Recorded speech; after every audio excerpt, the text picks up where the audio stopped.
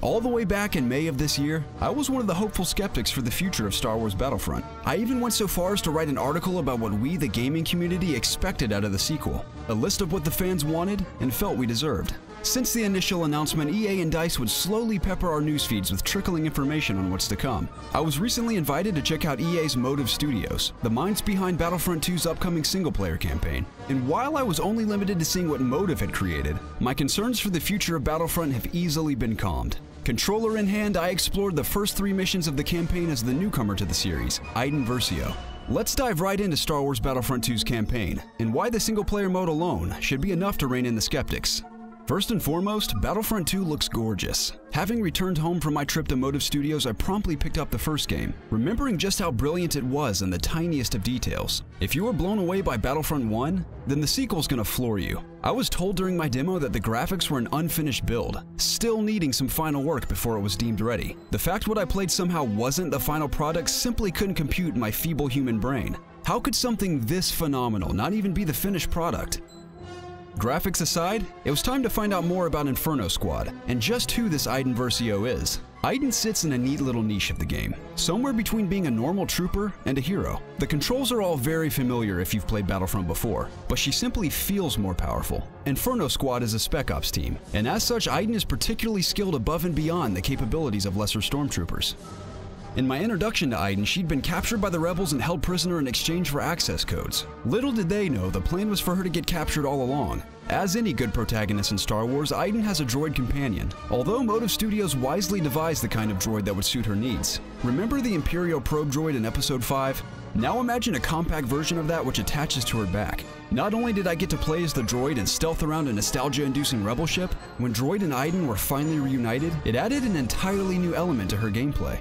Iden's not a Jedi. She doesn't have the ability to tap into the Force, and instead she's able to utilize her skills and the abilities of her droid, allowing her to scan the area for enemies, as well as send her droid to use an electricity burst to disable enemies. When the rebel scum finally realized I was set free, I was reminded of the opening mission of The Force Unleashed, playing as Darth Vader and taking my time to wreak havoc on my enemies. Iden is competent, capable, and an all-around badass. Her mission complete on the rebel ship, her extraction was intense, heart-pounding, and gives you an understanding of just how effective Inferno Squad really is.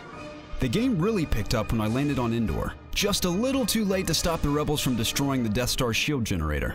With a full loadout at my command, Iden went from being an effective agent to being a deadly Black Ops soldier. The range on her grenade toss was impeccable. It actually felt useful, and the cooldown was fair, but noticeably faster. Probably the standout feature in combat for me, and something I hope is carried over into other aspects of the game, is her ability to swap between 2 blasters. Starting with the standard E11, Iden was able to use a photon cannon as a secondary weapon, which did not run on a cooldown. It fired like any other blaster and could be swapped on the fly.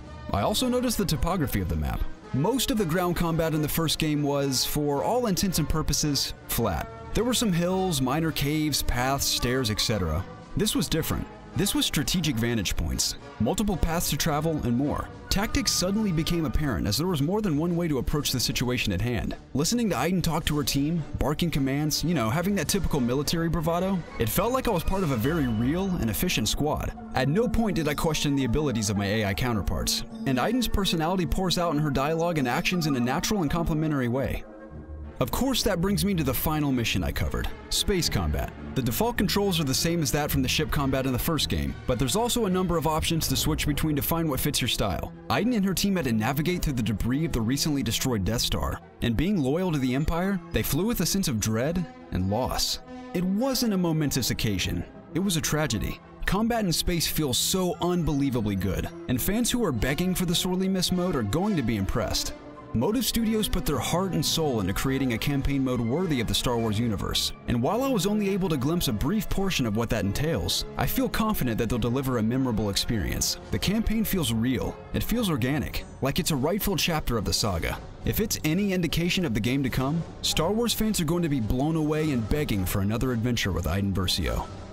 If you had a chance to play the Star Wars Battlefront II beta, or you plan on picking up the full game on launch day, let us know in the comments below. And as always, if you enjoyed the video, be sure to give it a thumbs up, subscribe to COGconnected for all things gaming, and for news, reviews, features, and more, check us out online at COGconnected.com.